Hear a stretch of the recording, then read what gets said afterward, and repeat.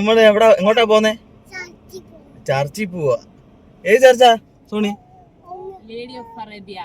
അതെ, ഇന്ന് നമ്മൾ ബഹ്റൈനിലെ ഒരു അത്യന്തം മനോഹരവും പ്രാധാന്യവുമുള്ള സ്ഥലമായ അവർ ലേഡി ഓഫ് അറേബ്യ കത്തീഡ്രൽ കാണാനാണ് പോകുന്നത്.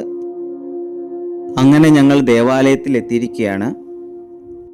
മിഡിൽ ഈസ്റ്റിലെ ഏറ്റവും വലിയ കത്തോലിക്ക പള്ളികളിൽ ഒന്നായ ഈ കത്തീഡ്രൽ 2021 ഡിസംബർ 10 ഉദ്ഘാടനം ചെയ്യപ്പെട്ടു. ഏകദേശം 2300 പേർക്ക് ഒരേ സമയം ഇവിടെ പ്രാർത്ഥിക്കാൻ കഴിയും.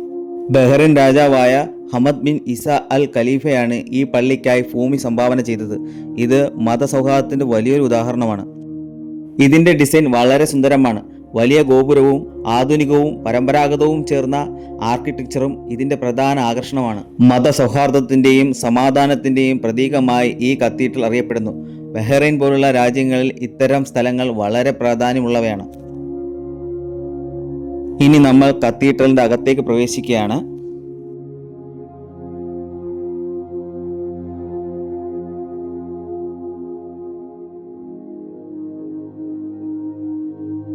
അകത്ത് കയറിയപ്പോൾ അറബി കുർബാന നടക്കുകയായിരുന്നു.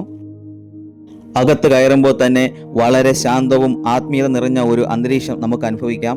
വലിയതും വിശാലവുമായ പ്രാർത്ഥനാ ഹാൾ ആണ് ഇവിടെ ഉള്ളത്. ഒരേ സമയം ആയിരക്കണക്കിന് ആളുകൾക്ക് ഇരുന്ന് പ്രാർത്ഥിക്കാൻ കഴിയുന്ന രീതിയിൽ സജ്ജീകരിച്ചിരിക്കുന്നു. മുകളിലേക്ക് നോക്കുമ്പോൾ വലിയ ഗോപുരം കാണാം. അതിലൂടെ വരുന്ന പ്രകാശം അകത്തേക്ക് വീഴുന്നത് വളരെ മനോഹരമായ ഒരു അനുഭവമാണ്. ആൾത്താര വളരെ സിമ്പിളും എലഗൻറ്റുമായാണ് ഡിസൈൻ ചെയ്തിരിക്കുന്നത്. അതിന് ചുറ്റുമുള്ള അലങ്കാരങ്ങളും ലൈറ്റിങ്ങും വളരെ സൗമ്യമായ രീതിയിലാണ്. അത് പ്രാർത്ഥനയ്ക്ക് കൂടുതൽ ശ്രദ്ധ കേന്ദ്രീകരിക്കാൻ സഹായിക്കുന്നു. കത്തീഡ്രലിനുള്ളിലെ മനോഹരമായ ക്രിസ്തീയ ചിത്രങ്ങളും പ്രത്യേകിച്ച് പരിശുദ്ധ മാതാവിനോടുള്ള ആരാധനയ്ക്ക് പ്രത്യേക പ്രാധാന്യം നൽകിയിട്ടുണ്ട്. എല്ലാം കൂടി നോക്കുമ്പോൾ ഇതൊരു സാധാരണ ദേവാലയം മാത്രമല്ല, ആത്മീയതയും ശാന്തതയും അനുഭവിക്കാൻ പറ്റുന്ന ഒരു പ്രത്യേക സ്ഥലമാണ്. ഇത് കത്തീഡ്രലിനകത്തുള്ള മാതാവിൻ്റെ ഗ്രോട്ടയാണ്. വളരെ ശാന്തവും ആത്മീയത നിറഞ്ഞതുമായ ഈ സ്ഥലം വ്യക്തിപരമായ പ്രാർത്ഥനയ്ക്ക് ഏറ്റവും അനുയോജ്യമാണ്.